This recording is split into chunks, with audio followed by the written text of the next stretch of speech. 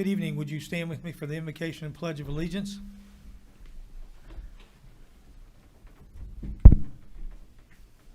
With us this evening is Jerry Murphy from Vienna Baptist Church. If you'd lead us in prayer, sir. Dear Lord, I do thank you for each person in this room that you brought together to lead our city that we live in. Lord, I don't know what's on the agenda tonight, but I know you do, and that you'll go before us preparing the way. I just ask, Lord, that all decisions made here this evening will be to glorify and honor you, but most of all, Lord, that it will just be to better our city that we live in. Lord, throughout the meeting, I just pray that your name would be lifted high and that you'd get the glory in all things and in all ways. We just give you the praise. It's in Jesus' name we pray. Amen. Amen. Mr. Azinger, if you'd lead us in the pledge, please. If everybody would join me, I pledge allegiance to the flag of the United States of America and to the republic for which it stands, one nation, under God, indivisible, with liberty and justice for all.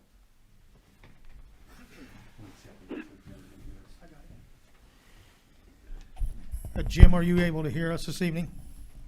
I can hear you fine. Thank you, sir. We can hear you as well. All right, good evening. This evening we have two people that have asked, let me call to order this special session of the Vienna City Council for March the 18th, 2021.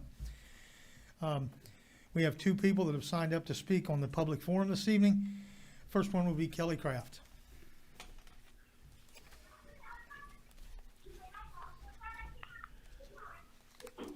Hi, my name is Kelly Kraft. I live at 357th Street. Kelly, would you make sure you speak into the microphone? And we kind of discussed some things that I wanted to bring up last week. A cat situation in Vienna. I don't know how everybody else's neighborhood is doing, but I have cats galore in our neighborhood that are just running. We have ordinances for cats and dogs in Vienna. We tend to oblige the ones for the dogs, but we overlook the cats. And I would like to ask the council to review that and maybe kind of put it in the newsletter, do something that the citizens are aware that the cats are an issue. I'm not a cat hater. I have a cat. But I respect my neighbors enough that my cat stays inside. It doesn't poop in their landscaping. I cleaned out some of my back landscaping today, 2 dead birds in it. I know that's natural, but if the cats are inside, it wouldn't be an issue.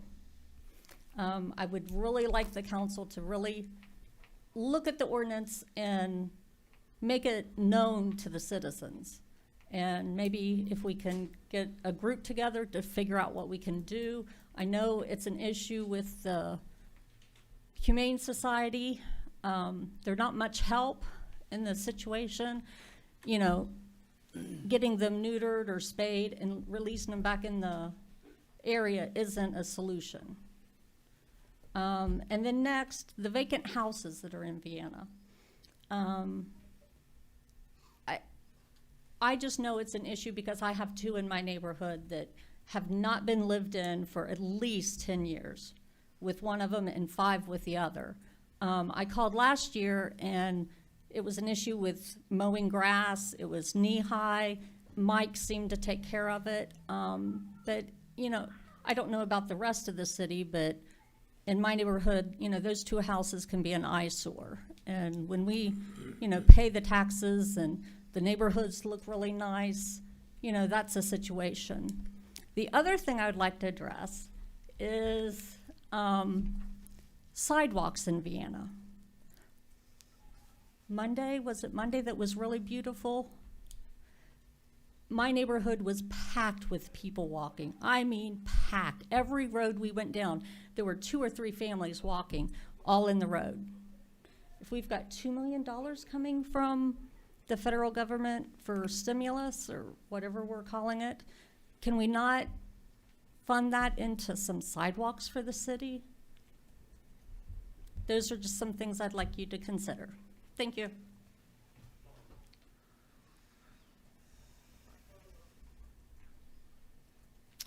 Brenda Powell.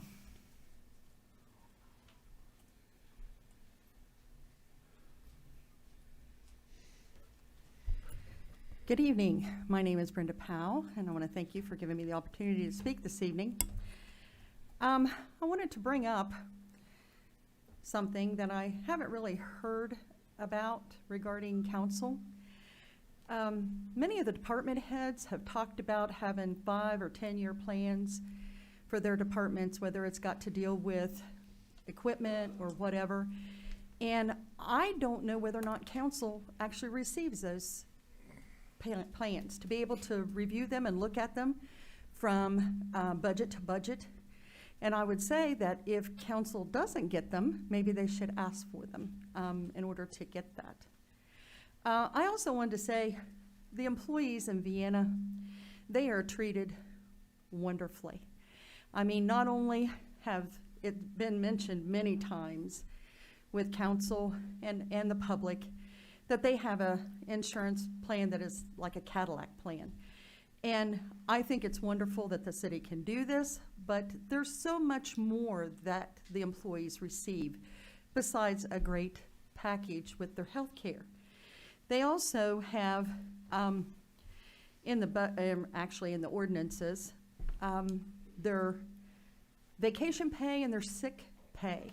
It's my understanding that that can accumulate, that it can just carry over and over and over until, you know, if they don't use them, they can collect on it at the time that they leave the city, whether it's retirement or whatever.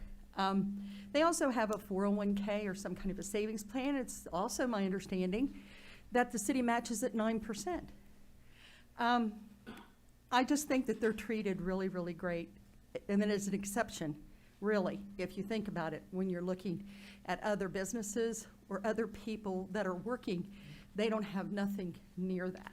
I mean, they're lucky to get raises. At least they know here in the city, they're going to get some type of a raise, you know, every year. But I just wanted to bring that forward for the people in Vienna that's maybe watching this evening. Our employees are treated very, very well. And I just wanted to bring that forward. The other thing I'd like to talk about tonight, which Kelly brought it up, and it was brought up at the last session, I think, and it's something we need to talk about, and it's the cat problem that we do have here in Vienna. I was really impressed with Councilman Bibby last meeting, last week, brought up about taking some of the money and actually putting it to something that's actually going to benefit Vienna. So I took it upon myself this past week, and I actually contacted the animal clinic here in Vienna. And I also contacted Save a Kitty program. They are both willing to help with the feral cats and trapping them and spading and neutering if they can get the money to help them. And I'm hoping that money will be possibly given to them and work with the animal clinic here in Vienna, which keeps the money here and helps the business here local. So that was something that I wanted to present to council. If you're interested, I'll be happy to give you information, further information on who to talk to or whatever. I think they have came here before to council and asked for donations to help in the Save the Kitty program for the cats here in Vienna. So, you know, helping them, vaccinating them, you know, to where that they, with the leukemia that they carry, that they don't infect other cats, even cats that are pets here in Vienna that are out. But I just think that it'd be something to consider. So I'm hoping that council will think about this. Thank you.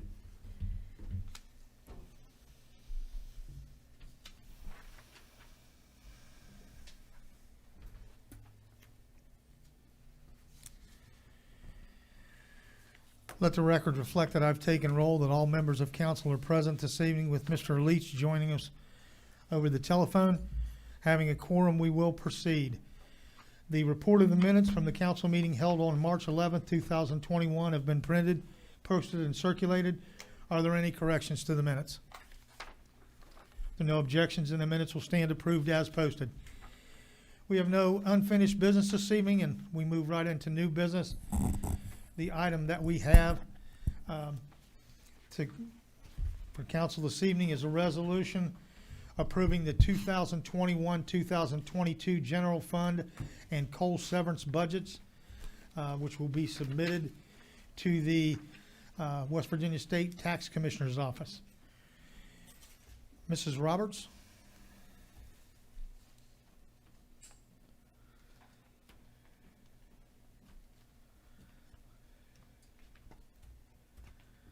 I sent the budget to Melissa, the balanced budget. Does anyone have any questions about it?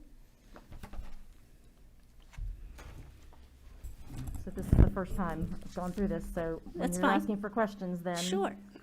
are just wide open, whatever we want to ask. Okay. As I dug into things, I may be kind of a geek about it, but I think this is exciting. I love this stuff. And so I really enjoyed kind of trying to figure out how the pieces come together. I was looking at the previous budgets that you had put together, you know, as we were plugging things in through the weeks, and to see how everything balanced finally.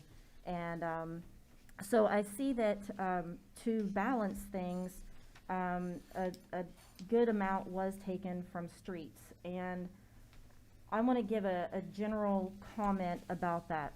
I would like to not take it from streets. I think we have other options to balance the budget without taking from the streets.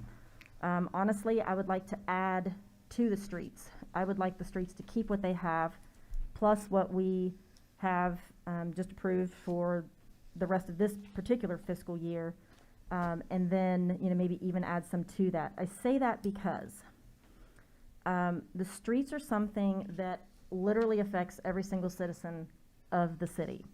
I believe that they are also an extension of two things. I think they are an extension of our parks and rec, maybe if you want to say that, our recreation. One of the things that people love about Vienna is its ease of getting around. We have safe neighborhoods. There isn't a neighborhood that I would feel unsafe walking in or going out by myself in.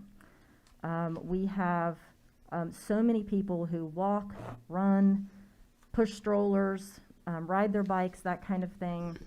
And so, in a sense, one of the biggest draws to our city, we've got great location, we've got great ease of access on the streets.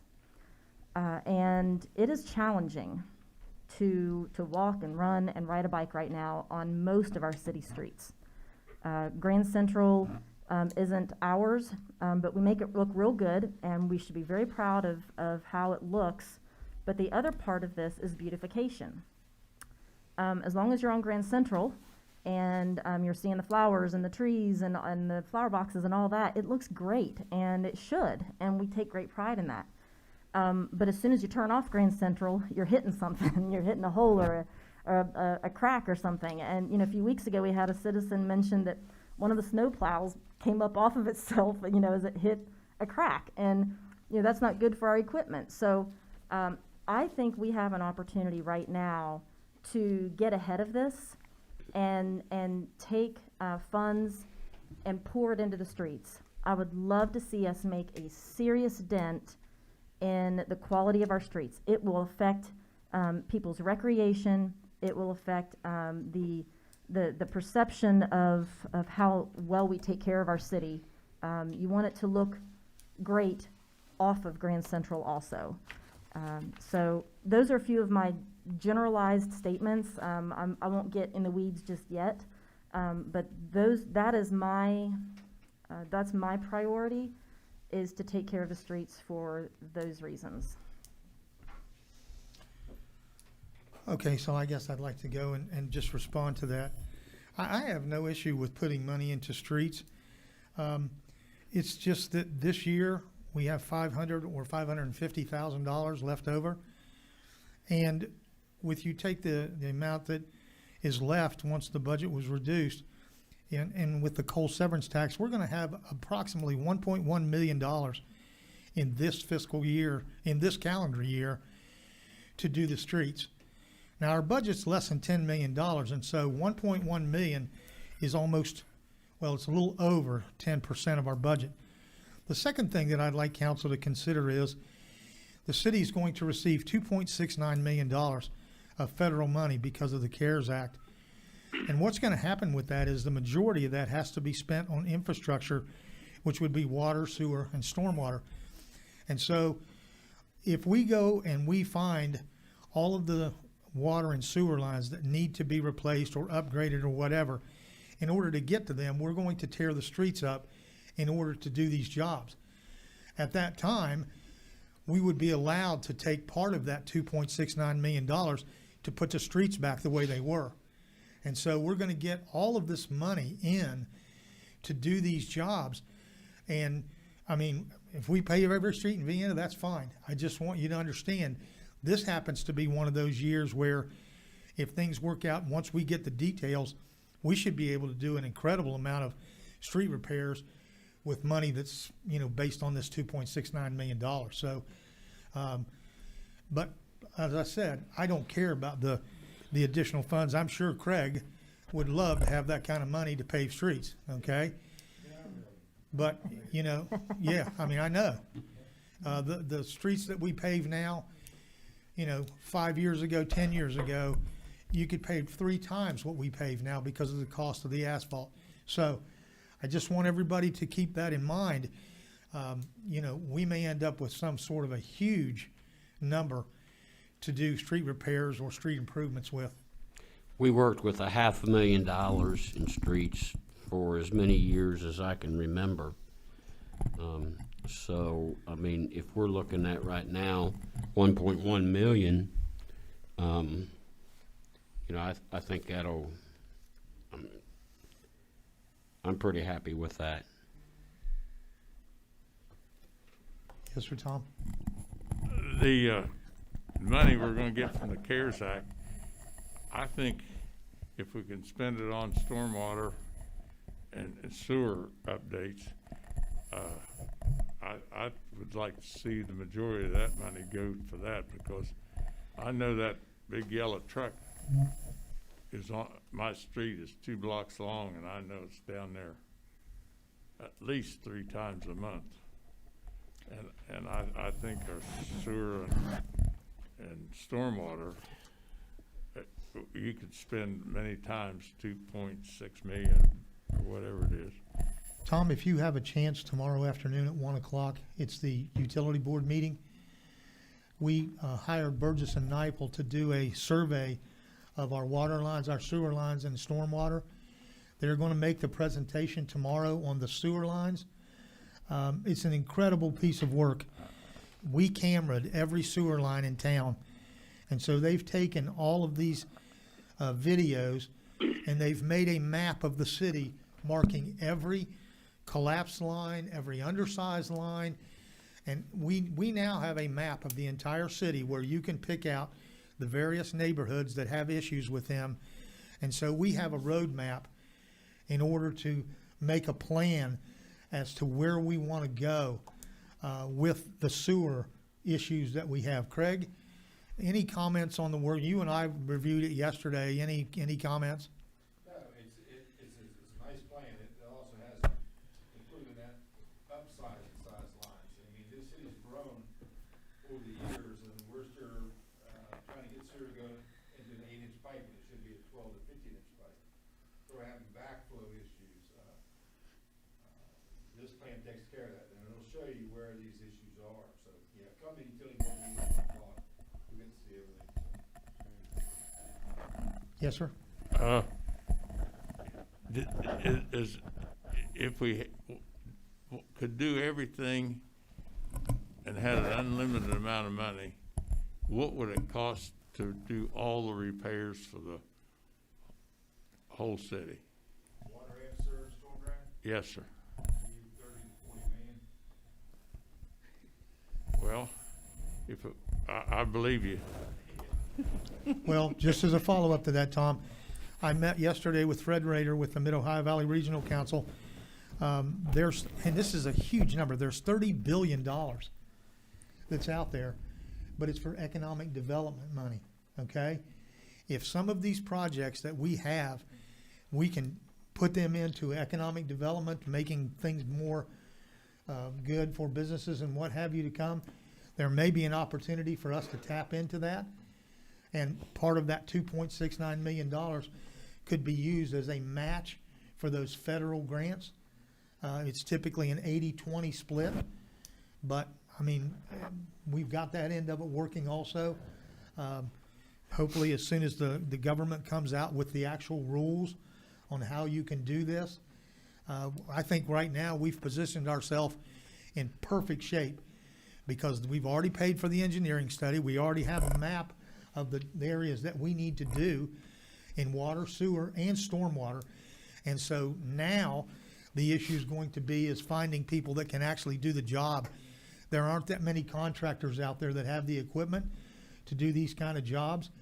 And so I think because we're ahead of the game, we may actually get some of these projects done very quickly. And I'm encouraged about it because the timing was perfect.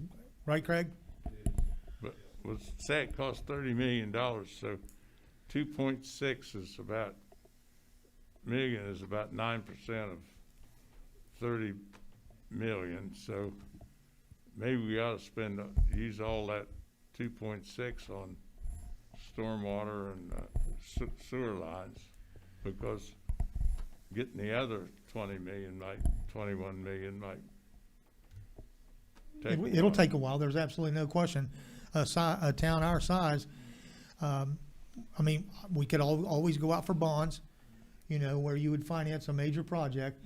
But, you know, a city our size just doesn't have the resources to do $30 million worth of improvements all at once. I realize that. That's why I'm saying maybe we ought to spend all the 2.6. I remember going up Grand Central Avenue a couple of years ago, and there was a gush of water coming out. Yeah.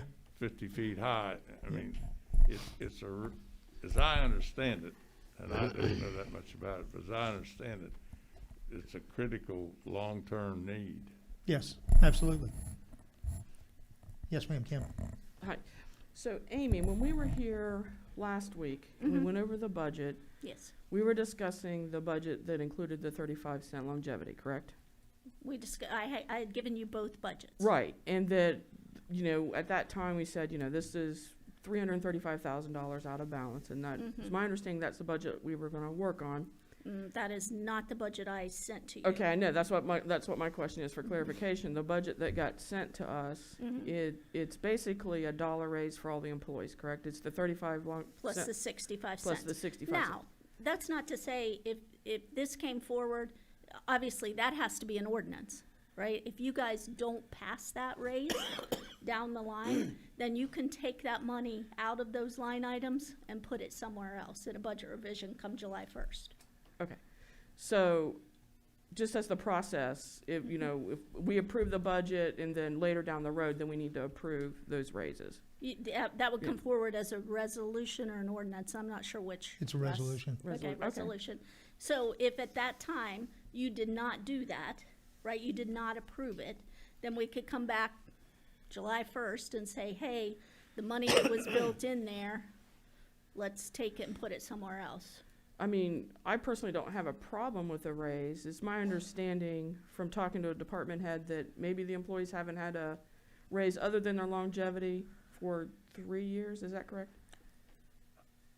I'd say 2 or 3. I don't want to speak, Okay, I don't want to give you an incorrect, but Okay. it definitely didn't happen last year.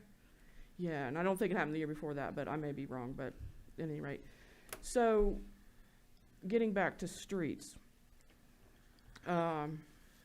That 1.59, almost 1.6 of the CARES Act reimbursement, Yes, that's not been encumbered in any way. no, So we could actually use some of that to shore up our Yes. streets. Mhm. My main concern about streets is that since July 1st, you know, when the new fiscal year started, we've only spent about $26,000 on our streets. And, you know, so basically in 15 months, if what we're proposing, that we put back the 850,000 plus I think we have 525,000 left, so in 15 months that would be quite considerable for streets, which you know, we've been behind for quite a long time.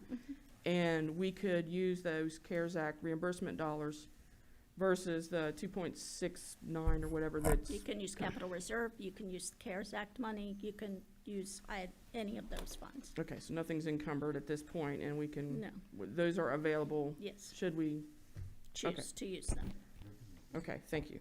You know, the one other thing too, Kim, when you list the $26,000, we were very fortunate last year that we got Grand Central Avenue and River Road both paved. And we didn't pay any money on those. Those were both done by the state. And so, I'm not sure. I know that was well over $4 million worth of money that was put into our streets. Even though it wasn't out of our general fund, we did do $4 million worth of improvements No, to I the think, I streets last year. think we were trying to be, conservative with the pandemic. You know, we were, I think Craig would tell you that, we were trying to be conservative, and so now that the asphalt plants are opening up and, we're gonna go out to bid with those, and so, I actually appreciate that everybody was conservative during the COVID situation. I they know, did a very good job. the city did an excellent job, and all the department heads did an excellent job. You know, and yes, Mayor, I do realize that River Road and Grand Central, and that was a major improvement, and everybody's enjoying that, but I know that streets is something I hear about consistently, so, that's why it's on my mind about maybe keeping that 850,000 in there. Okay. I guess I have to say this in defense of Amy. Oh. All right? No. There wasn't one of the council members that called this week to give some kind of a suggestion about where to go with this. And if these are the thoughts that you all want to do, you have to communicate these to Amy so that she can prepare the budget in a balanced form. Okay? This is fine that we talk about what to take out, or, I'm not sure if you're done, if you've got other suggestions, but at any rate, she just can't take the stroke of a pen and make these changes. You have to give her some help. And the problem with it is once we get here, we have to have some form that we can discuss. So depending on what we're going to do this evening, we need to make sure that we help her, because she can't do this Yeah. in 5 minutes. If I may, I clarified that at the end of the last meeting and asked you, what do we need to do? And it was said that you'll bring the balanced budget, and then we make the adjustments to I it. think I told you how I so- would, I think I gave a suggestion as to how I would get to a balanced Right, budget. right. But we weren't, which is exactly how I did it. Yeah, but we weren't supposed to call you and tell you this week, like, hey, I want to see this done. That was the clarification that I got last week was, I'm sorry. we're not supposed to just call you and say, hey, Amy, I want this done. And I'm answering more Mayor I Rapp than think I am maybe you. last meeting, it probably would have been nice to have some direction to go.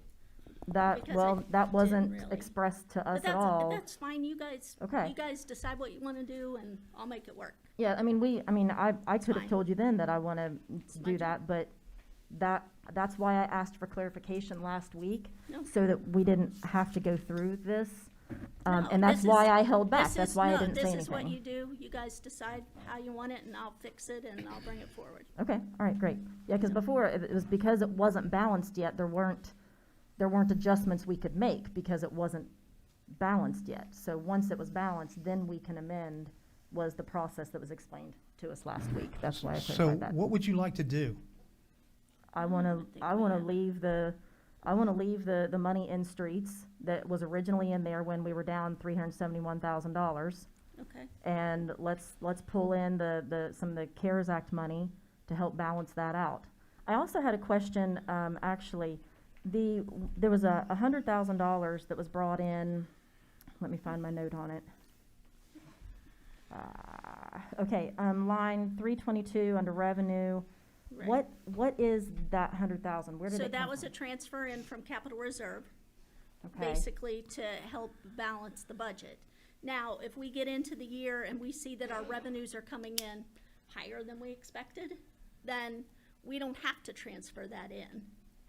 But if it's there, then we don't have to come back and ask for it. Okay, so it's sort of, in layman's terms, we pulled it out of savings Yes. to help balance it. Okay. Yes. Or to pay, I think a bit of a justification was, we were bringing in the flap Okay, the matching flap grant money, and that was an offset to it. okay, So if we go back to the 371,000 budget, then I have to then bring back the budget that doesn't have any pay raise for employees in it. well, actually, And I'm glad, then- yeah, I'm glad you said that, because I clarify, I think it was the 4 something, because that one's the one that had the pay raise. 406? The Was it 430, 485? 435, I Yeah. think it was off last week. That's the budget I adjusted. Yeah, 409, I think was, or what, maybe? but, yes. Sorry.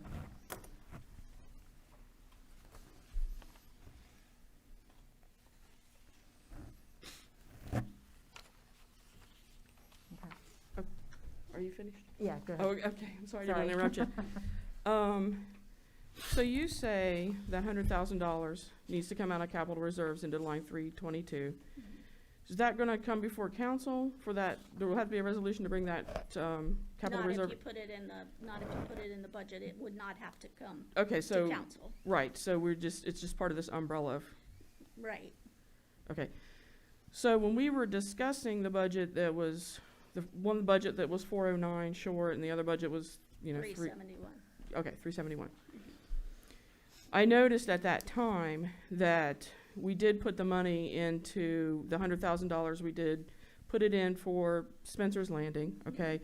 But at that time we were discussing, we didn't offset it and put it into line 322. So in actuality, we would have been $309,000 off and $271,000 off.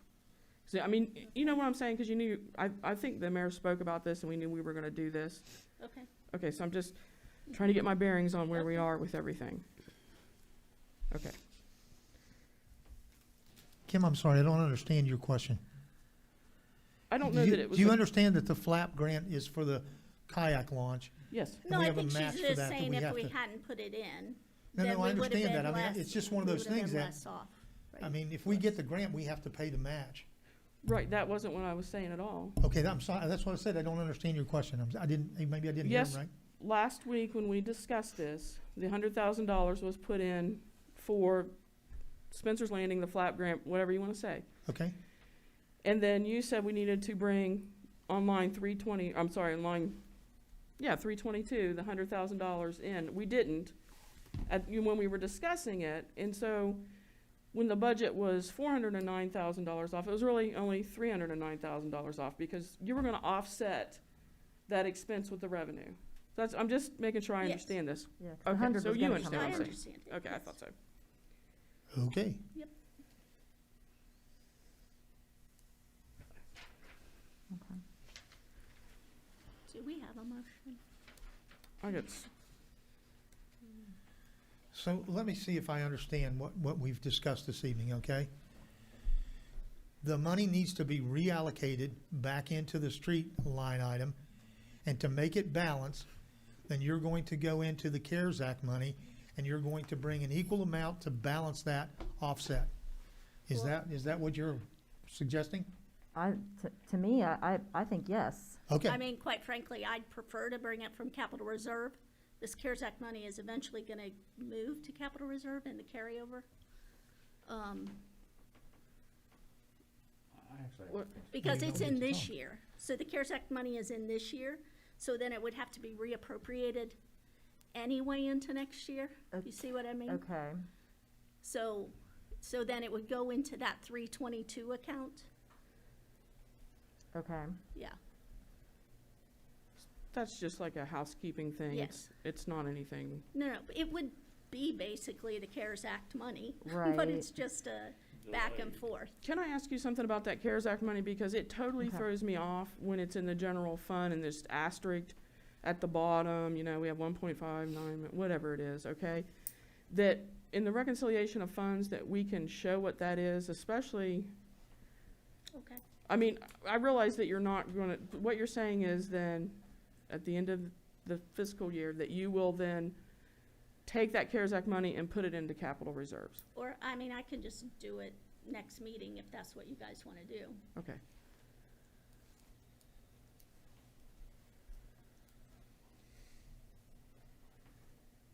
okay. But eventually it would happen in the carryover anyway. Okay. Any other suggestions or questions at this point? Oh, On I this have- topic. Well, hang on once. Hang on. Okay, you want to do something else? Yeah, but I want to make sure we're done. No, that's what I'm asking, because Russ also has a question, so I don't want to, Yeah, I'm fine. okay? So Roger, what's on your mind? A couple things, and I'll try to be brief.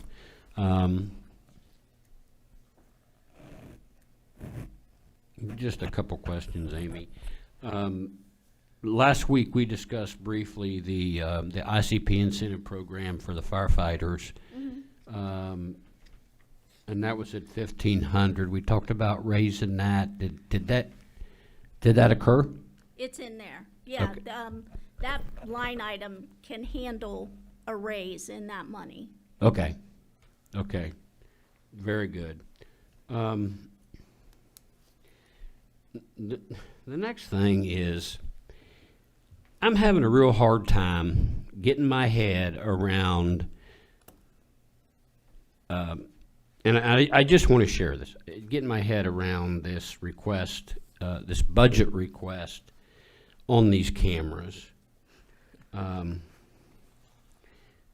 I had asked for a simple document, could have been 2 pages, a simple document, and what I got was a multi-page document that is absolutely the worst document to understand I've ever seen in my life. First of all, I don't talk IT language, but it answered none of my questions. So I'm going to see if you can help me. Well, these are numbers, okay? Yep. In 439, okay, line item 59, is that where, what'd I do with it? I think that's 100, and I've lost it here, I apologize. $107,000. Okay, is that where the money is for the budget request on these cameras? Yes, $50,000 is what is in there. Okay. You guys don't want to do the cameras, move it to street repairs. What? Don't I tempt me. I- Don't tempt me. Just telling you, that's how you get it done. Okay. And the reason I ask is this document that, I've been going over for the last couple of days.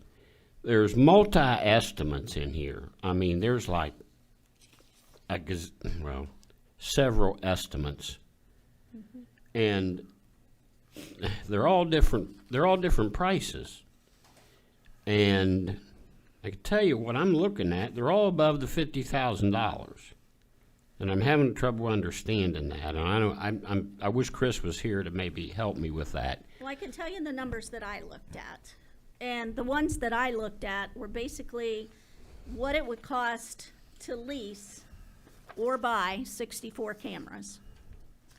And so if you take his page that talked about the 64 cameras, and then you add in the amount of the license that you have to pay for each year, okay? So when you're buying the cameras, and then you add that first year of license, then you have to come back in year 2 and budget that $8,278 for another year of license. You have to come back in year 3 and budget again, $8,278 for another year of license. And then if you compare it to the sheet he sent, if you leased the cameras. So the total amount, if you bought, plus paying for the 3 years of license, was $67,340.48. And if you leased the 64 cameras, the licensing is cheaper to buy a 3-year license when you lease it. And so the lease price ends up being $22,289.31 a year, which was on his sheet, which comes up to, over 3 years, $66,867. So I'm not sure, I'm just taking his numbers or what was sent to him. It ended up being, if if you leased the 64 cameras for 3 years, it ended up being cheaper than buying the 64 cameras. And I think at the end, of those 3 years, you could purchase the cameras for $1 a piece. Okay, but as Any far sense? as line item Okay. 59, the request for that in the 21-22 budget is $50,000. Yes. Well, Now, it didn't if need to you be s- all these pages to say that. Now, if you still wanted to do that project and you wanted to lease those cameras, then you would need to leave about $22,300 in there. And then you could take the, $27,700 out and move it somewhere else. Or you could move all 50 somewhere else, or you could leave all 50 in. But leaving all 50 in, I think 1 year you got 63 cameras for under 50,000. So that's the issue with the 1-year licensing. That's actually the most expensive option, okay? I know. Because you end up paying $129.35 for the cameras for the licensing agreement. I agree. And so at the 3-year license agreement, you pay $108.11 per camera, and the 5-year is $103.87. So I did see what you saw exactly, which is that it's better Yes. to Which just I got lease this is them. exactly the same time you got this. Yeah, oh, I So, know. yes. It took me a while, and I understand Roger's frustration because it's very confusing how it is and how they break it all down. And but when you dig in there, it does seem like leasing is the better option because it's pretty much a wash on what it's not gonna, if he continues on the 1-year licensing, it's gonna be the same as if you do a 3-year lease. Yes. And then you have that option to buy those cameras out or trade them for something else if this doesn't work out or whatever, so you have some value that's still left that you can trade up. And so, I mean, I don't see the point in doing it for $50,000, other than that's if everybody agrees that the Verkada system is the right system, and I'm not 100%. Just because the money is in the budget Right. also doesn't mean that it still wouldn't have to go out for sealed bid. It still would have to come back to council for approval. Yeah. Just because the money is allotted there doesn't mean that's exactly what will happen. Right, so if, for example, we left just $50,000 in there, just fill the bucket, $50,000, and we said, you know what, we're not sold on this Verkada system, we want to look at some other options, and we know we have up to $50,000 that we can do. Yeah. It can be that, right? Yeah. Mhm. Correct, Yes. okay. Hey, Mayor. Yes, sir, Jim. Hello. Hey, Kim, will you speak a little more into your mic? I'm having a little trouble hearing kind of everybody but the mayor. But on these cameras, I can see putting some money in the budget for those, but I'm not satisfied. We kind of know what the status of what we have is and what the priority. So I'm kind of like with Roger, that what we got was, okay, first of all, fairly confusing, but I'd ask for some information about, what do we have, where is it, what's working, why isn't it working, and what's sufficient for, because we have a lot of cameras out there. So, like I said, I don't have any objection to putting some money in the budget, like Amy said, that, then we can consider at the time what the best effort is. But I think we need some more information on what we have. And so that's my point on that. I agree with Jim as we move forward, and this has nothing to do with the budget figure. I mean, we have to move on with that. But Jim mentioned the prioritizing these, which is one of the things I asked for, and if it's in here, someone's going to have to show it to me. Which was, what cameras do we have that are down and not working, and what would be the priority to fix them? And I don't know that we need to get in a big debate over this, but I'm concerned that the cameras that we have, I don't think they were maintained. I think when they quit working, they were taken down and slid over in a box somewhere. And in fact, I think we had cameras that were under warranty that didn't even get returned or sent back to be fixed. So, you know, as we move forward, we have to pass a budget. I understand that. You know, I was curious about that amount, how much of that 107,000 this was going to address. But as we move forward with this, I agree with Jim. I think we need to take a good look at this whole camera situation, and I'll be done with that. Thanks. So I just have two comments. Mr. Skoggs had just pointed out, this is the budget. When we approve the money, all of these projects still have to come back before council. They'll go to budget and finance. They'll all be bid. Okay, so just putting the money in the budget does not guarantee that these things are going to be done. They'll still have to come back. So we will have a chance to, if you don't like the bids, we don't have to accept them. Okay? And the other thing I wanted to say, Roger, and this is only in defense of Chris, because I've asked a lot of questions that you did. And I asked him, I said, in the year or year and a half that you've been here, how many cameras have you actually installed? None. The cameras were all installed by the previous IT. Now, he has replaced some that have had issues with them, but as far as installing the cameras, they've been here a while, and that's what I wanted to know is where are all the cameras at? So I'm still waiting on him to give me that list because I don't know where all the cameras are at. Okay, so you know, the cameras are very valuable. They really are, but it's a lot of money, and there's a lot of them out there. So. I have another question on another topic, if anybody else. Anyway, Ready? thank you, Amy. That basically answered my question. I appreciate that. Will you help me? This is one of the pieces that I couldn't figure out. On the all accounts page, the second page, line 5 for the I'm group sorry, insurance. Melissa. Can you speak into your mic a little bit more? I think when we talk, think that's you. slide our Can we mask. take our masks down? Yeah, slide our mask down Okay, when we're talking. is that better, Jim? Yep. Okay. It's for me.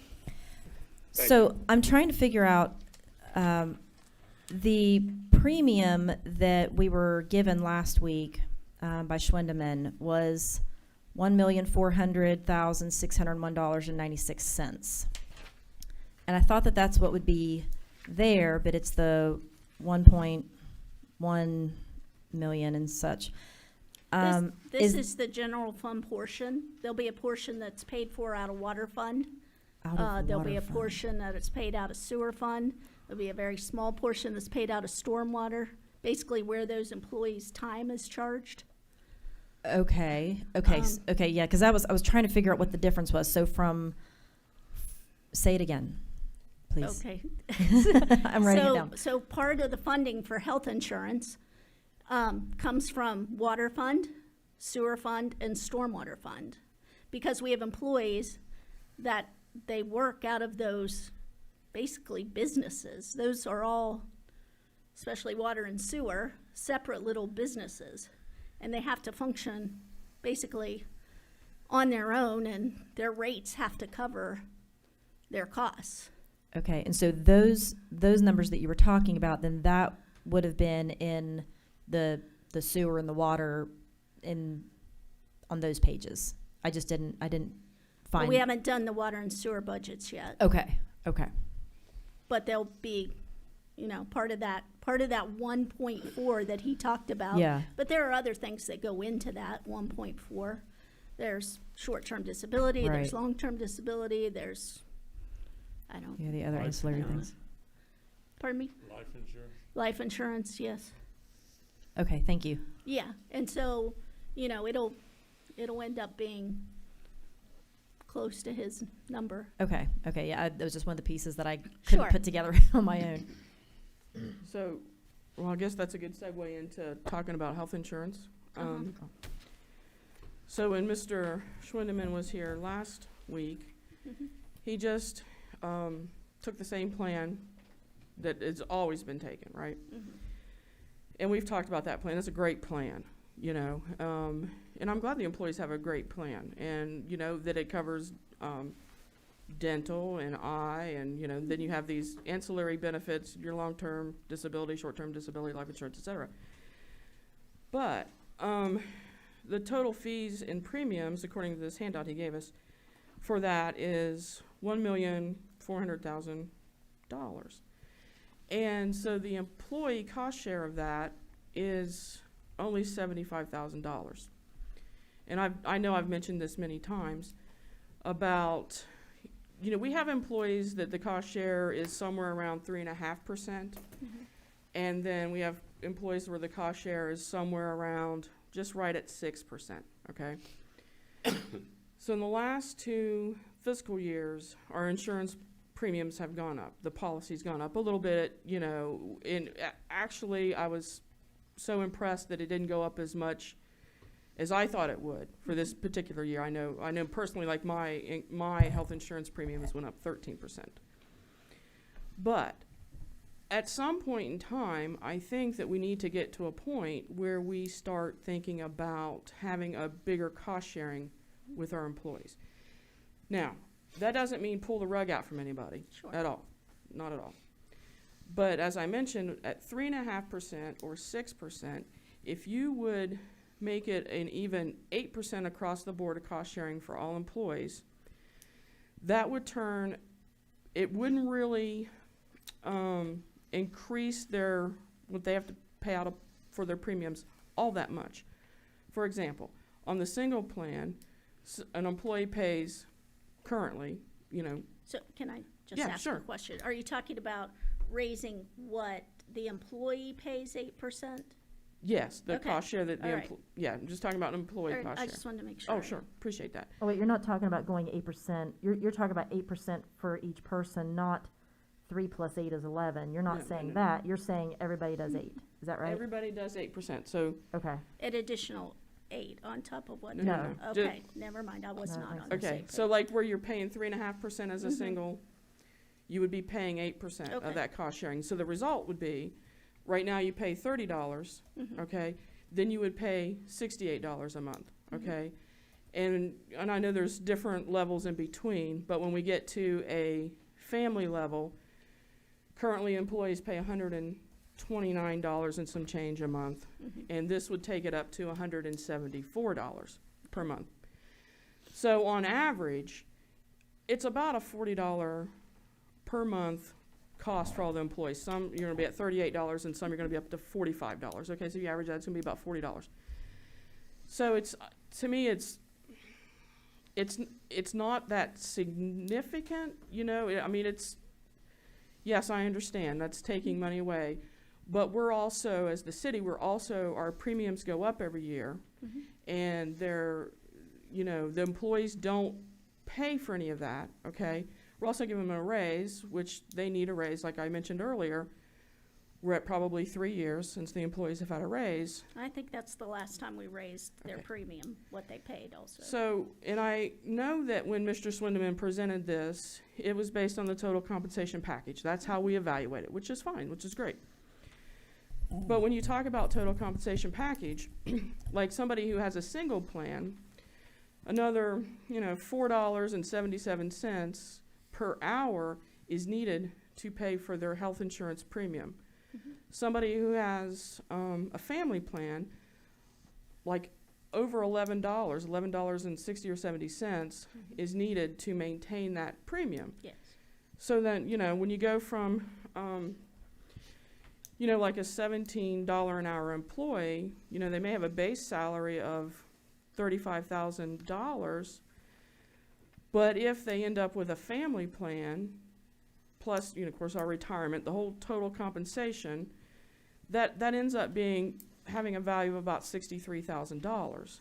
So I think that what I'm trying to suggest is an 8% cost sharing for employees, which I don't think is too terrible, but it has more, I think it seems more fair.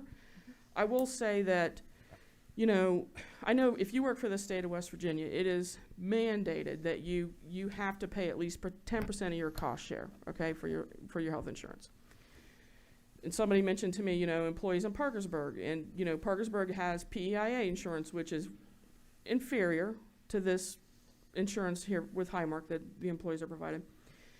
And you know, employees in Parkersburg also pay a lot more. I think on average, a single person with just a single plan would be, you know, about $120, where a family would pay about double that, $240, $250 per month.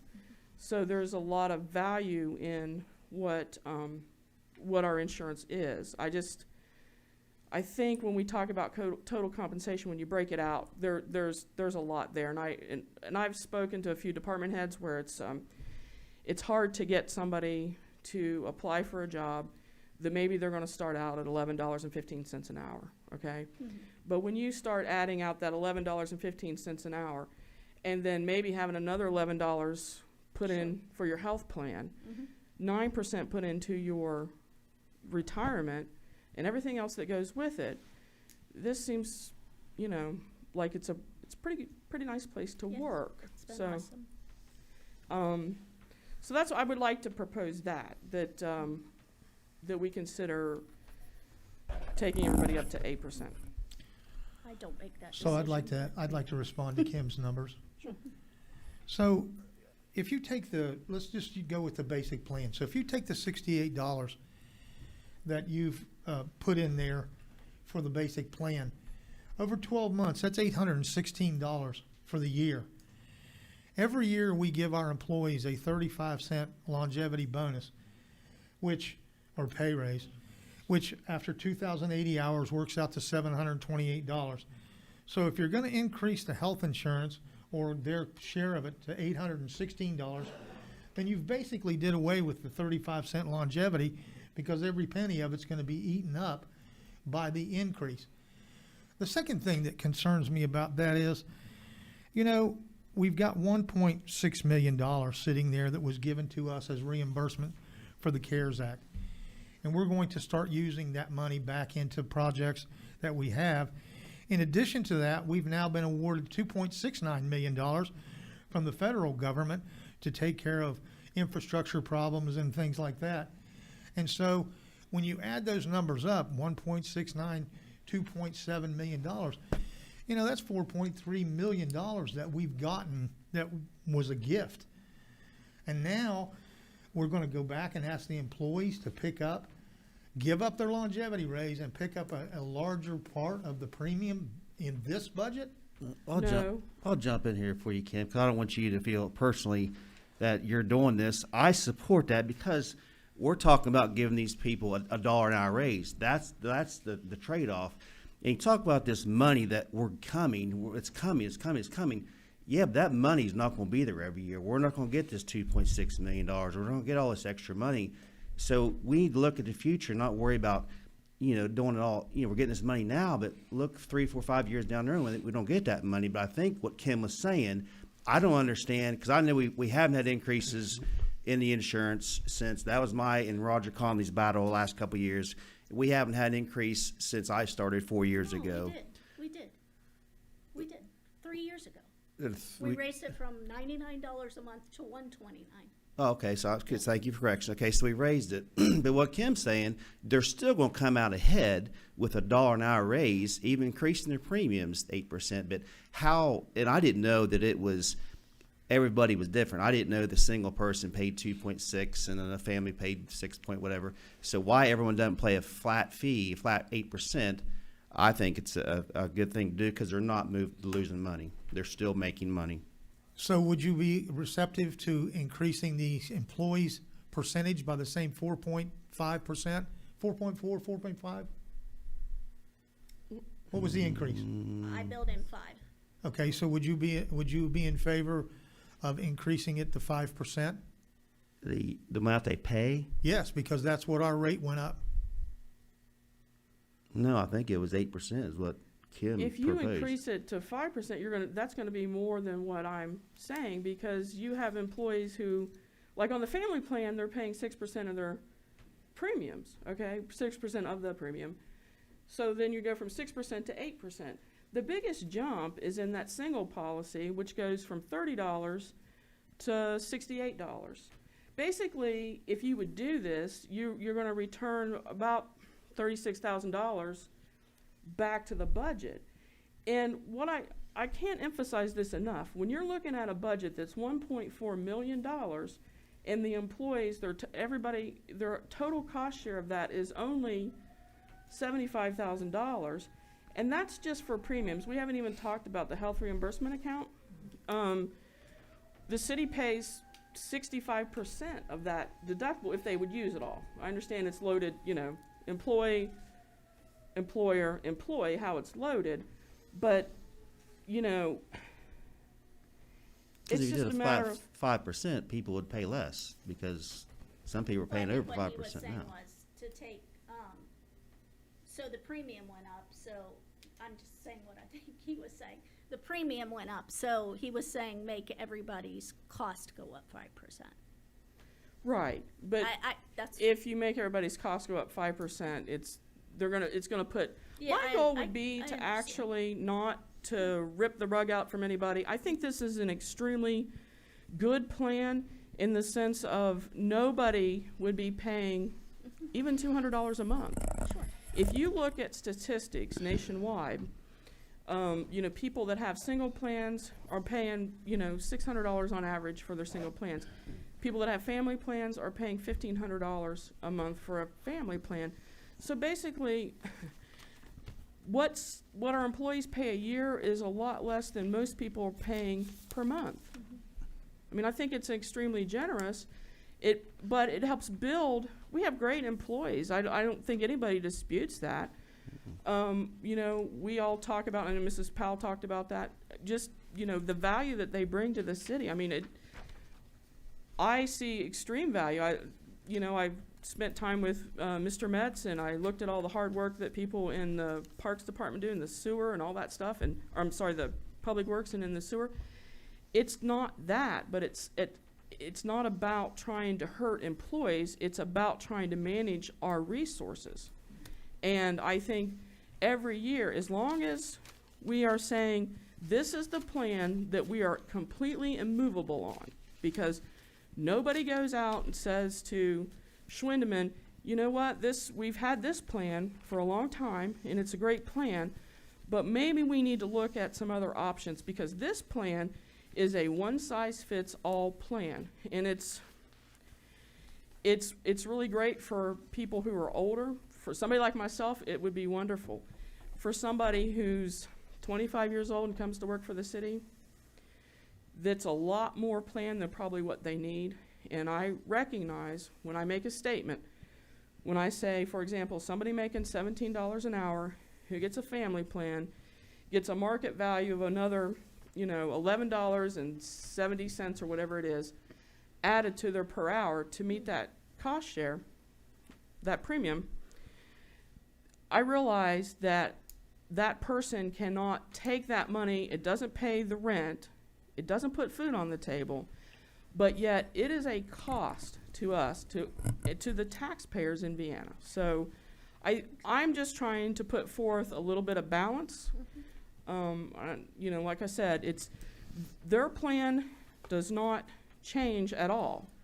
Nothing about their plan changes. It's still the same plan with all the same benefits, and we're still nobody would pay over, not even close to $200 a month for it. We've talked about this, you and I personally, quite a few times. And so I'm just trying to balance the scales a little bit. Sure. I think I wanted to address thinking about how the premium increase or decrease that we may see from year to year.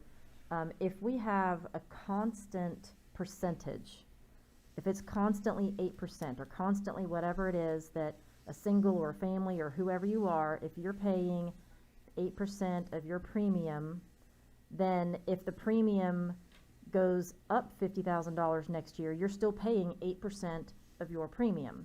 If it goes down, then you're still paying 8% of your premium. So I like the consistency also, and it's something that they can count on, and that's something that's passed on. That's not something unreasonable that other employers would not do.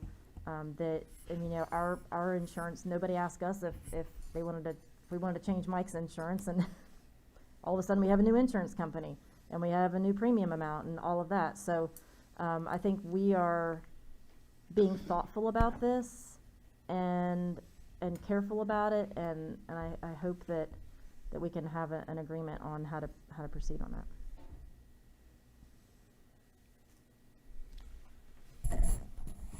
Mr. Azinger? A constant percentage would be fair, you know. It would be fair to the city, it would be fair to the taxpayers, and I think it would be fair to the employees. Because, you know, health insurance is very, very expensive. It provides very, very good health care, but it ain't cheap. But it's something we all have to have.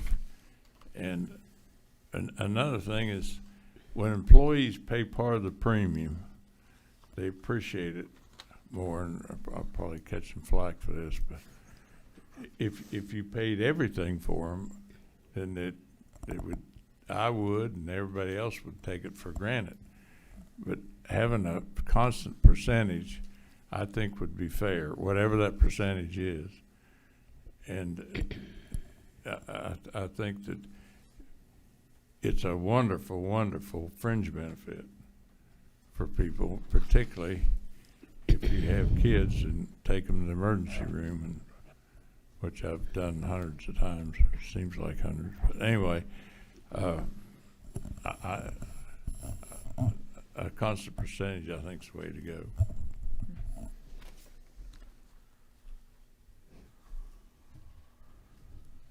Mr. Leach? Yeah, I do have a couple of comments. And this issue comes up every year. You know, with respect to Kim, you were talking about total compensation. You know, our employees are paid a lower hourly rate than what fair market is. And I know personal examples. I can't hire people of the quality that Vienna does at a starting hourly rate for, like, my laborers, because I don't offer health insurance for that group of my employees. On the other side of that, on their pension plan, you know, they're not on public employment like Parkersburg is, so they're not guaranteed pension like our police department is and others. So there is, you know, with respect to the health insurance, I think that really is the attraction and accounts for a lot of the longevity that we have and quality of employees that we have in Vienna. You know, our citizens, our constituents expect us to provide the services. That's the guys, and I think Kim mentioned it too. They're getting up at 3 in the morning when there's a water leak and so on. You know, so sometimes above and beyond. So, in terms of a constant percentage, like Tom said, or the cost sharing at 8% or this or that, and then the other thing that's come into this conversation is the CARES Act money. You know, the $4+ million that we've got different opportunities for. But I think that the spirit right now is not to take things away. I think that one of the things that I'd talked to Stephanie about, and something that we could really do, because, you know, I listened to I'm sorry I wasn't there last time, but I listened to Mark Schwindeman's presentation, and, you know, and where our premium came in with respect to the return to Blue Cross, and we were above. And there's tools that we have, even just with respect to shopping for diagnostics and things that we can bring our exposure down. And I think that's and that goes back to what Tom said about people appreciating and working to make it more affordable for the city so we can offer this benefit to them. You know, there was, when we had this committee, and Mike, you might remember, where, you know, you can go on the marketplace if you need an MRI, and that can swing drastically. You can pay anywhere from $3,600 to $350. You know, depending on, and a lot of, you know, same thing with lab work. You know, it's $600 at the hospital. It's $35 from Quest. And that's where I think we need to educate our employees and say, help us, let's work together to bring down to where we are an attractive group. But in terms of, you know, in these current times, I'd be willing to look at, you know, some type of percentage. We've got a 5% increase. Kim talked about 8%. But I'm not in support of passing this on, because I think it is a balanced total compensation plan we have for our employees. And especially right now when, you know, the government's giving us the opportunity to stay on course and kind of keep the status quo. And, you know, in the face of that, to turn around and start taking benefits from our employees, I just can't agree with that. Or I at least agree not with that. yet. I don't Again, think, I'm I don't willing think to right discuss now it, the but time, you know, those are my thoughts. Roger, sorry. you're fine. This may be something that we can continue to look at, I mean, but as of right now, I kind of agree with what Jim says. I wouldn't be supportive of it for employees at this time. Okay, so let's summarize for just a moment, and then we'll see what else we need to tweak on this thing, okay? The notes that I've written down here is that one of the suggestions is to restore the street budget to $850,000. And in order to balance that, we would take whatever number that turns out to be, we would take that money from capital reserve. As we are discussing now, it would be 8% for the employee share.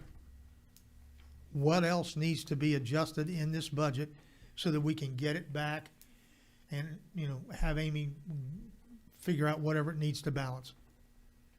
I have a Make sure they question. keep the dollar an hour raise, right? That stays. Yeah. Make sure that Yeah. stays, right? Yep. I But mean, it's that- in there, right? You already added that. It is in there, Right. and like Okay. I said, it would still have to come back to you, and you would still have to approve it. Okay, yeah. So, but Yeah. it is allocated in I there. definitely want to get them that. So, I mean, if that's what we're changing, I don't, you know, I can just make the change here tonight, and we could still vote. Could I hear There those are- changes again, Mayor, please? There are other things. There are other things? I said if there are other Okay, things. let Roger ask a question. Let me clarify it. Restoring the street amount back to $850,000 and pull that balancing figure, whatever it is, from capital reserve in order to make it balance. And then increasing the employee share on the health insurance at 8% is, we're between 5 and 8, so we need to do something. But at any rate, whatever that number is, Amy can easily calculate that for us. Sure. Yes. Okay. Kim, you had your hand up. Did I miss something? No, I just had a question about the coal severance tax, because I don't really understand how Sure. this works. So, the coal severance tax on the reconciliation of funds, it's like 57,000. Is that gonna get pulled into this budget? So basically, this budget is just showing you what's going to come in this year. So that money will get carried over.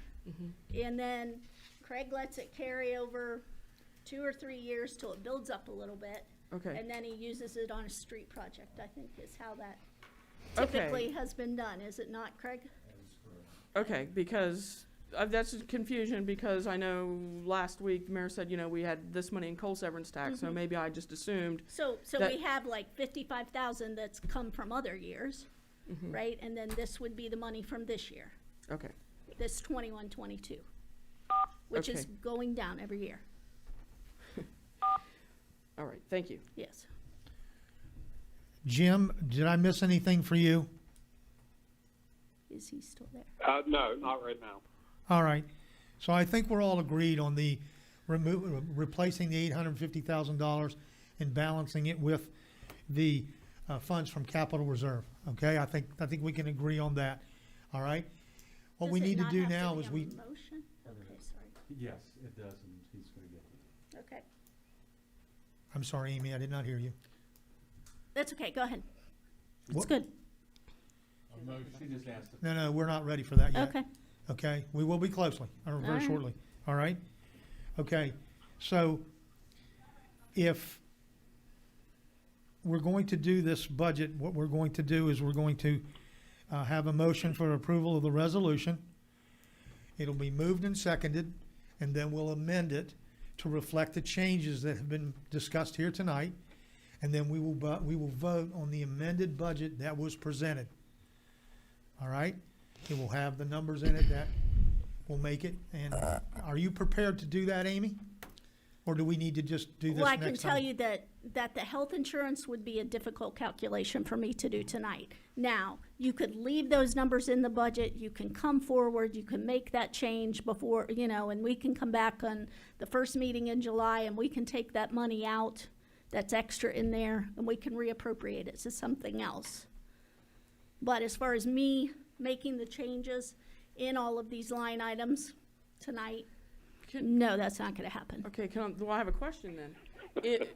If, now that you know the direction that this is going and you have, you can work on it, can we come back next Thursday and actually vote on it so we can actually see everything? So you guys are prepared to vote on the change in the health insurance tonight?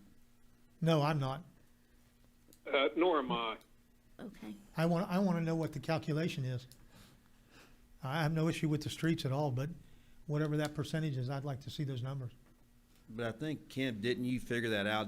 Didn't you say what a $30 player would now pay 46, the $120 player? 68, yeah. But that's gonna be spread out over 4 funds. Right. You Each understand in- that, right? So the whole thing isn't going to be the general fund. Right. So, Right, I didn't realize until that made Yeah. total sense when you explained that to yeah, Recorder so Young. I mean, I would prefer to go with this number. Then you can come back and make your decisions on how you want that to start out on July 1st. So the number that you're saying, this number, you're saying the health insurance number? Just the dollar amount I have in the budget. For We can what? adjust for health insurance. Okay, that's fine. For line item 5. That's Then we fine. can come back when you guys decide how you want that spread out, or, how much you want the employees to pay and how much you want the city to pay. Then we can take that out of this budget in a budget revision and reappropriate it to something else. In July.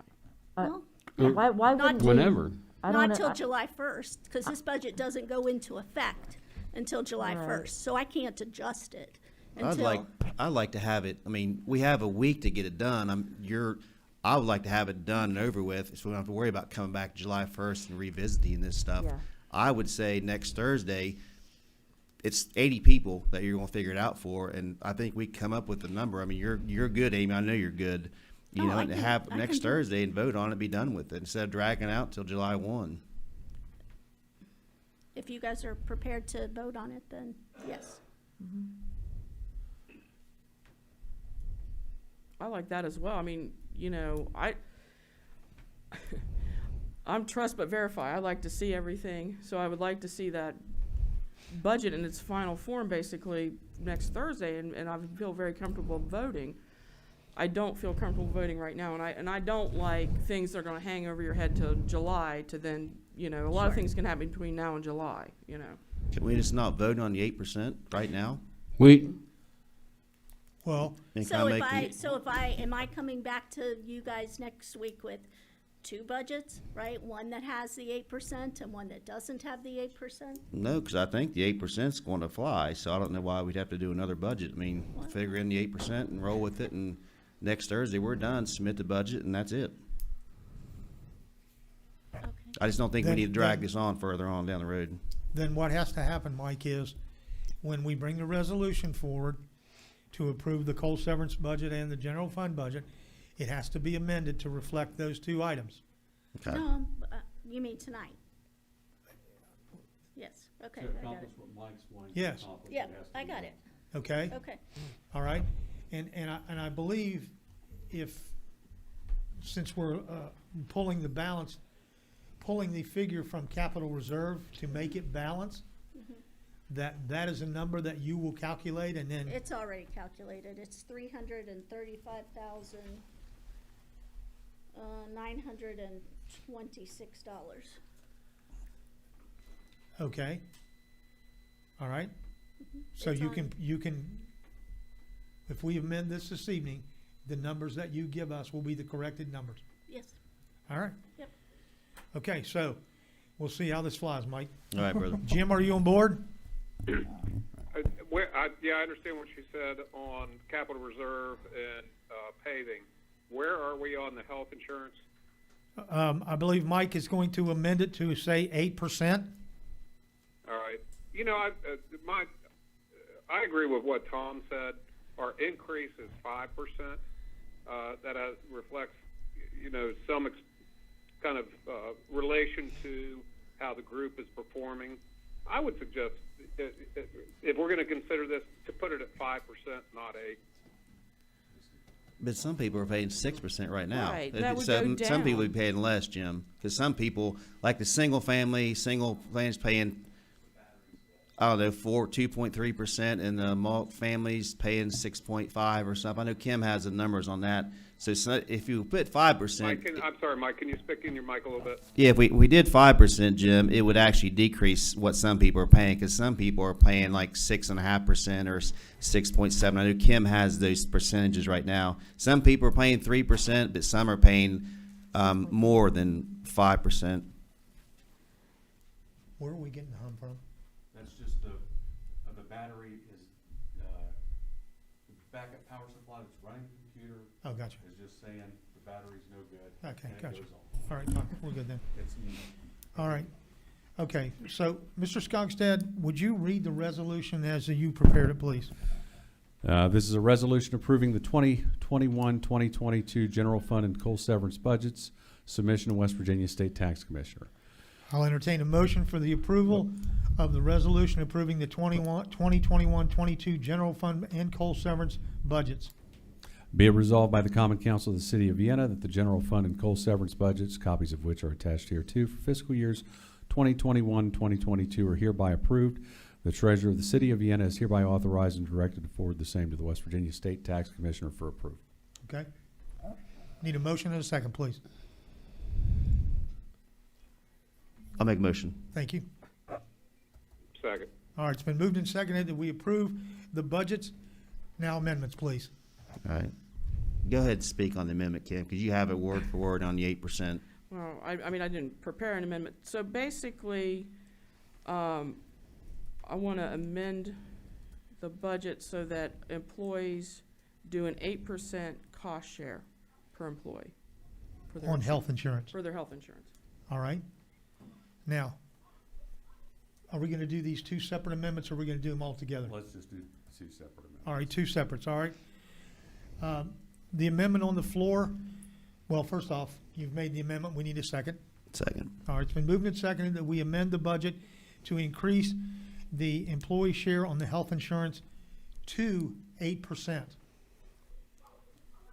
All right, any discussion? All those in favor of increasing the employee share to 8%, please signify by raising your hand. We Right need hand. to do. Oh, excuse me, we need to I'm do a sorry. roll call. Would you please call the vote, please? Oh. Do I just go down the line? Yep. This is my first time doing that, okay. Yeah, that's fine. All right. Councilwoman Williams. Yes. I can't hear him, Elizabeth. Gotta take Ah. your thing down. Take your mask off. Mr. Azinger. Yeah. When you call my name, I say no. Okay, Jim, no. Mike, oh, I'm sorry, Mayor Rapp. Yes. Mr. Bibby. No. Okay.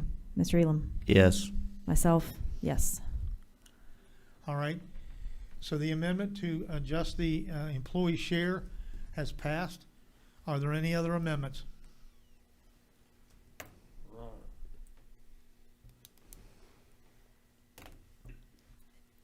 What are we doing with the, The street. okay, what's that? The streets to make the amendment. That Yeah. is it. Yeah, so Someone we has need to to- make the amendment to, Okay. Go ahead, Melissa. I would like to make an amendment to restore the street budget back to its original 850, whatever it was, number, and take the balance, in order to balance the budget from capital reserve. It was a flat 850,000. It was a flat, okay. okay, all right. Second. It's been moved and seconded that we amend the presented budget to increase the street line item to $850,000, and that both of these adjustments be adjusted by pulling money from the capital reserve account.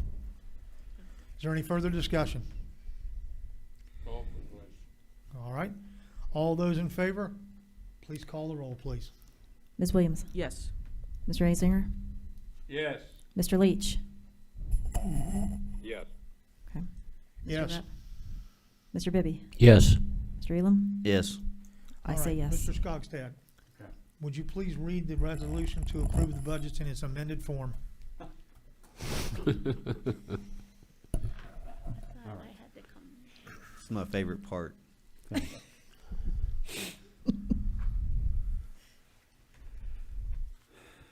Be it resolved by the Common Council of the City of Vienna that the general fund and coal severance budgets, copies of which are attached here too for fiscal years 2021, 2022, are hereby and as amended, showing an 8% employee contribution to the health insurance and an amendment showing an $850,000 line item for paving are hereby approved. Sorry, $850,000 paving with $350,000 coming from the general fund are hereby approved. The treasurer of the city of Vienna is hereby authorized and directed to forward the same to the West Virginia State Tax Commissioner for approval. Mrs. Roberts, before we proceed, are you happy with the way the wording is? No. You're shaking your head. Please tell me what we need to do or why. Well, first of all, the 8% is obviously going to create a savings, right? So I'm going to have a little bit of money there About 36,000. that I have to put somewhere, right? So I can take that 36,000 and I can put it towards street paving. And then that makes less that you have to take from capital reserve. Right. It was never a flat 350,000 anyway, I so, apologize. No, that's fine. yeah, That's it, so, give it to I mean, Craig. Let's balance the street Yeah. paving with whatever it is, and then you'll okay. take the money from capital reserve to. Okay, I just wanted them to be aware that it wasn't, this is going to create Yeah. savings, it has to go somewhere. Because we end So up moved. a balanced budget All right. in the end. That's an explanation, Tom. I think we're gonna let it go. All right? But I think you already voted, right? Well, we need to go again? And may I ask a question? Then, so we were talking about needing to also see the numbers next week. So is there something that we're actually voting on next week? Or No, this is if it. the numbers, help me clarify that for me? Because there were a couple things said, some wanted to see it next week and some, No, this is it. Okay. We're officially gonna vote on the budget tonight. I mean, if you can I don't, have a second to talk to Ms. Roberts? Please, I want to make sure I have the wording right. You may. We wanna get it right. Anything you want.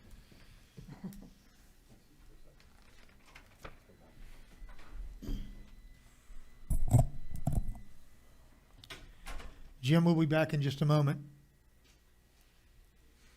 Okay.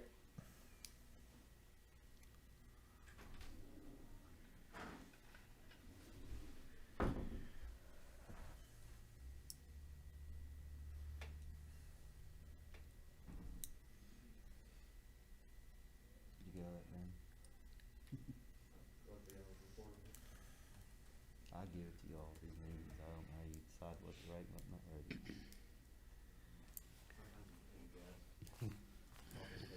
Well, it's helpful when you go back and watch it though on the replay or whatever.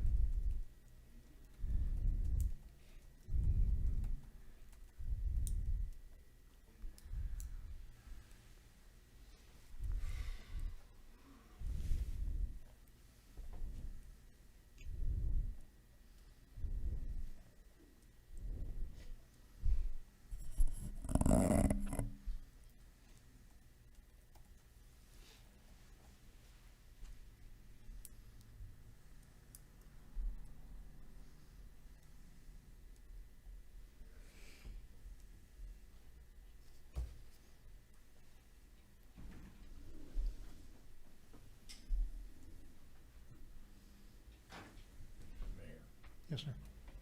We'll wait on you, Tom. Sure.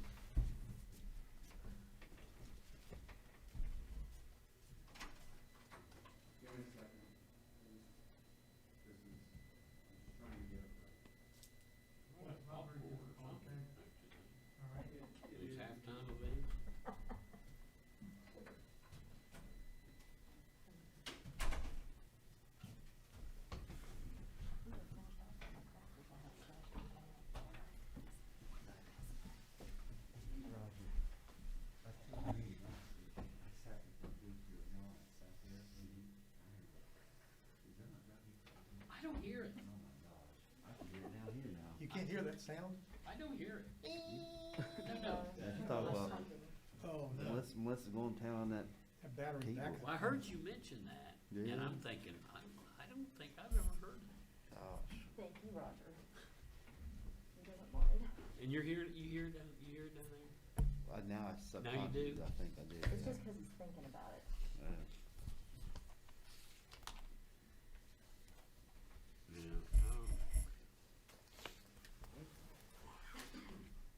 Which I'm surprised, cause little noises like that normally, I hear it. I pick It's right up on, annoying. but I don't. That's the advantage of being I'm old. glad you brought up the Doesn't bother me. camera stuff. There's a lot of Yeah. things I don't hear anymore, confusing. because I'm getting old Very too.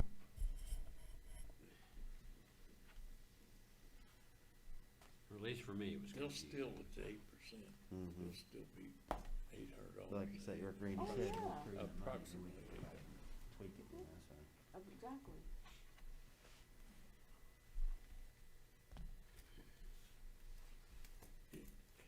If the premium Yeah, 'cause goes up, if the based on- contribution remains constant, one of these days, Based on what he sent me, you'll be paying I couldn't tell how Or much they- that 107,000 was. I know. the benefit package ain't all bad. No, it's pretty good. It's very But good. yeah, I mean, you don't have to be I mean, And I'm not saying they don't deserve it. Yeah. no, I don't, I mean, Hey, some of Randy, those jobs How are far you got the Mountaineers going? Not You're very brand new, you got a pleasant. bracket, ain't you? Oh, I yeah. agree. I got them losing to, I mean, yeah, police department's tough. in the Final Four to Baylor. I think that's what I'm taking. I haven't done I got it before. Gonzaga going all the way. I don't Yeah. think anybody Sewer can beat them. department. I think they're undefeated, and I You guys haven't down really- those ditches, Yeah. Wanna like, fill mine out tonight, yeah. I know, I went down to the I haven't even digester done mine. with Craig and, Just haven't had time. yeah, the guy that's gotta crawl down in that hole and get You're all the pulling from gunk out Morehead of there State? once a Gee. month. I don't Wanna think be that anybody guy. around here would have ever heard of Morehead State. We had a lot of guys go Yeah. down there and wrestle though. they ought to buy him new clothes and Spent a stuff. lot of time there. Really? Seriously, yeah. I was at Marshall and she was at Morehead State and Yeah. it was nice. Well, they've won 19 out of their last 20 games. That's pretty impressive. More than any other Division I team. Who's that? Morehead State. Really? Yeah. Did you hear, in one of, Bob Huggins' interview, they asked him, they said, with winning 19 out of 20 games, said, what does that tell you about this team? He said, it tells me they don't play in the Big 12. Yeah, that's a fact. Read that, see if that makes sense to you.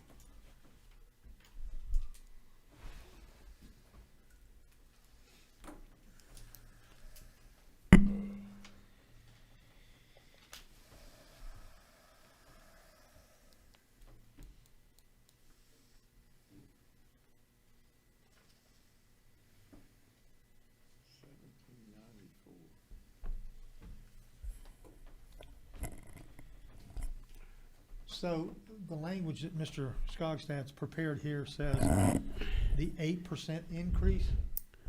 It is not an 8% increase, is it? No, total. It is a 8%. total contribution of 8%. Yes, Okay. sorry. I'd get scalped for an 8% increase. 8% total contribution, Yes, Right. okay, For each plan. Hmm. For each plan. okay. Jim, are you still with us? Yes. All right, thank you. Amy, then, just for my, recorder, Please take your mask down. sorry, for what I do, so then will I get next week or whenever it is, a completely revised budget with all I'll of the make amendments? sure you guys all have a And then that's what I'll put completed in, budget. okay, Yes. The budget as presented to the state. okay, good. And So I'll you put also that in have there. to sign the budget before it goes to the state. Okay, All right. Once I prepare it. okay. All right. You Mr. have to sign Skogstad, it. if you'd read the it. resolution as amended, please. And just so the record's clear, the intent of this amendment is to essentially try to put what we've already talked about and voted on in a way that makes since, I suppose. An amendment to apply the savings from the 8% total contribution for each plan in the employee health insurance cost sharing and applying it to the total appropriation for paving. This number is to be calculated by the finance director and will offset the amount needed to be transferred from capital reserve to satisfy the $850,000 paving appropriation.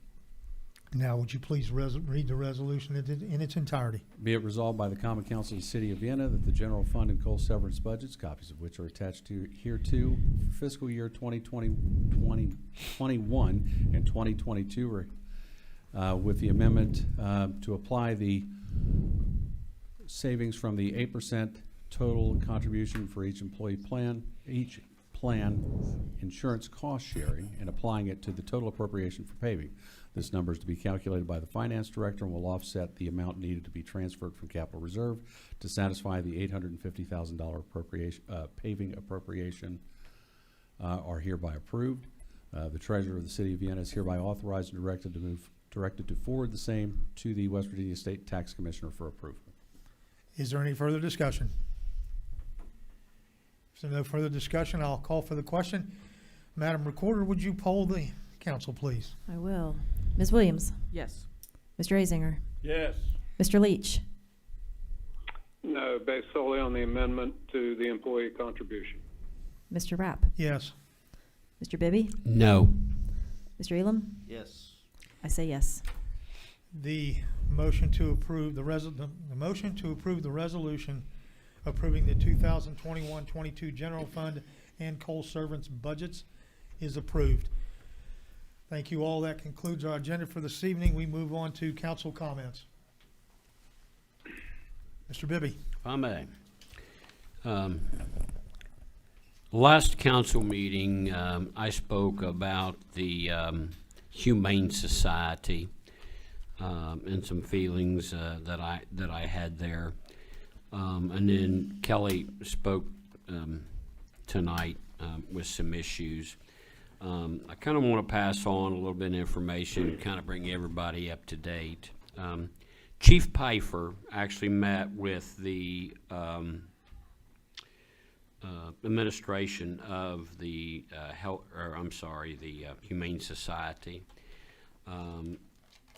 concerning the expectations of both the City of Vienna as well as the Humane Society. So the protocols were basically outlined as far as what the city will do, which they're doing now. The receptionist at the police department as well as the folks here in the city building. But here's the part that I want to go over for clarification. The Humane Society, they have advised that they will respond to certain complaints or calls within the City of Vienna, and here they are. They will respond to dogs running at large during daytime hours only. They will respond to vicious dogs or cats.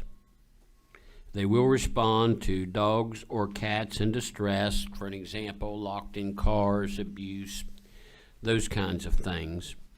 Here's the part that continues to bother me.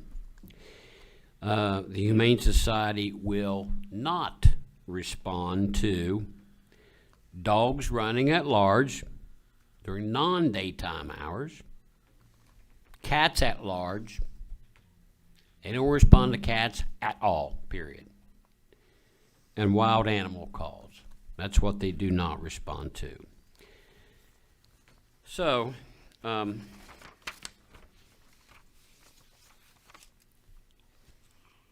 Kelly, I don't know what the answer to your question is. I know what my plans, and there's different things. They say you can pick up a live trap and trap them. Well, I tried that, and all I got was skunks and raccoons. So that don't work. So cats are going to continue to be a problem, and unless moving forward, we try to. I don't know. We need to address it. I agree. Here a while back, we had a lot of people spoke at our public forum with issues with the deer. I'm sorry. I think cats are a bigger problem than the deer. in my opinion. So, but those are the things that the Humane Society will and will not respond to, and as you see, they don't respond to cats at all. So, we need to continue to look at that and maybe try to come up with some kind of plan to deal with it. Thank you, Mayor. Any other council comments this evening? No, I just want to thank Amy for doing all the work with the budget and also the council. I mean, this is my fifth council, this fifth budget I've sat through, and this has probably been probably one of the better ones as far as the department heads. You know, they were awesome in what they asked for, and they didn't ask for crazy things, and they are very mindful, and it shows good stewardship on their part. So I want to commend Craig's here tonight, but all the department heads for what they asked for and what they didn't get. And but I think I think this council, I really do. I think we've added some smart cookies on this council, and I think that this council will do a lot of good over the next 4 years. And we all have a different mindset, and it's a different set of skills and tools, but I think we all bring some valuable things to the table, and I think the citizens of Vienna did a good job in electing who we have up here. So I'm looking forward to working with you guys, and we've had a few snags, but we're people, you know, but we all, at the end of the day, we're here for the citizens. As long as we keep doing that, I think we're going to be a great city council. So, Any other comments this evening?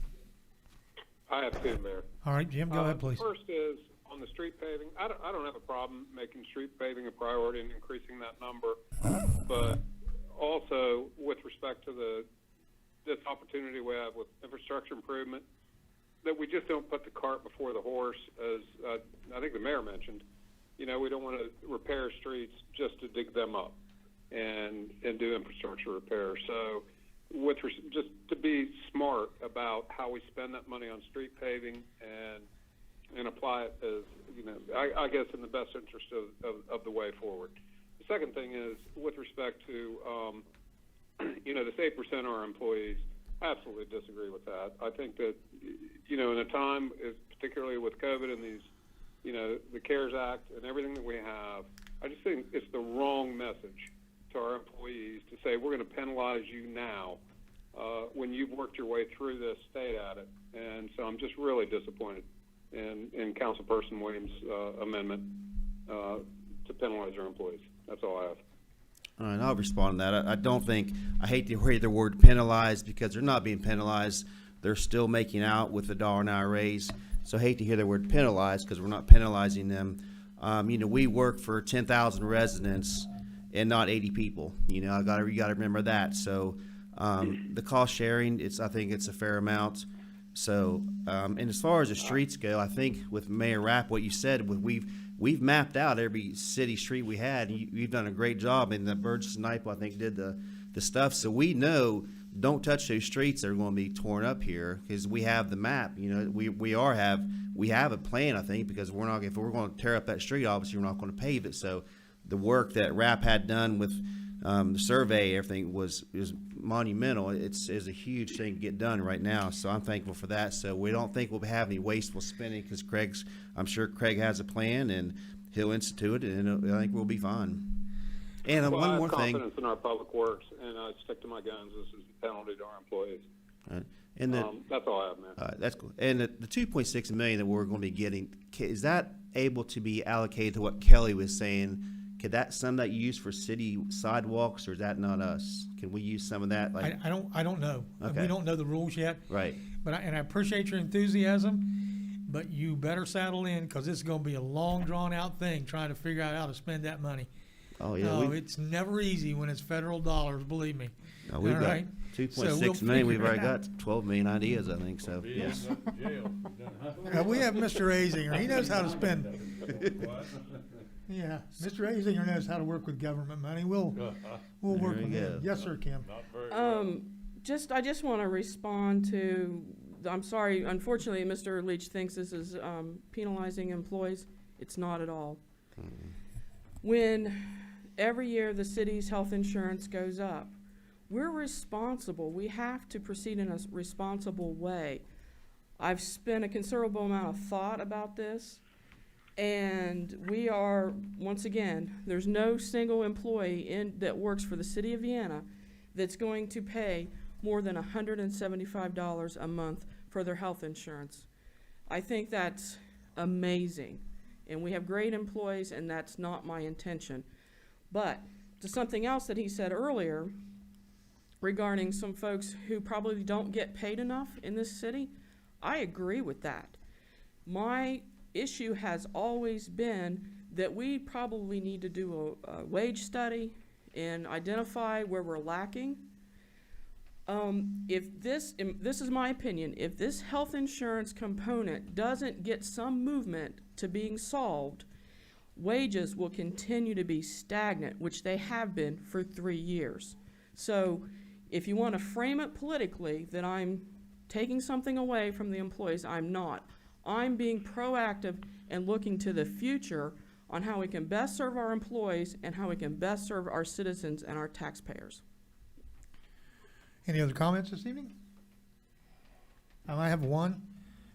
I'd like to publicly thank Delegate Roger Connolly.